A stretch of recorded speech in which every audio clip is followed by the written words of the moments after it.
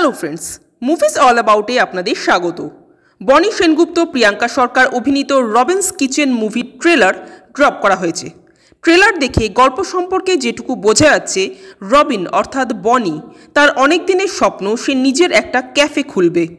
সেই ক্যাফে খোলার পর সেখানে এসে জয়েন করে প্রিয়াঙ্কা। প্রিয়াঙ্কার বনির মধ্যে একটা ইকুয়েশন তৈরি হয়।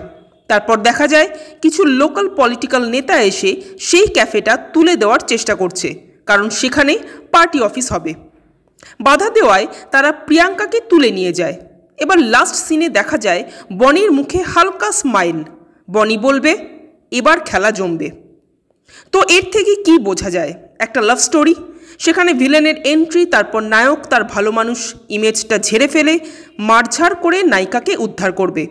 এটাই কি স্টোরি, নাকি এর মধ্যে লুকিয়ে আছে অন্য কোনো রহস্য? কারণ এখানে দেখা যায় যে বনির একটা পাস্ট ছিল, বাট সেই পাস্টটা কি? বনি কি ছোটোবেলায় কাউকে খুন করেছিল? অর্থাৎ তার এই গুডি গুডি ইমেজের পেছনে কি কোথাও একটা ভয়ানক রূপ আছে? এবার কি সেই রূপটাই বেরিয়ে আসবে প্রিয়াঙ্কার কিডন্যাপের পর? অনেক প্রশ্ন, উত্তর পাওয়া যাবে মুভি রিলিজ হলেই। এবার এখানে একটা সমস্যা আছে।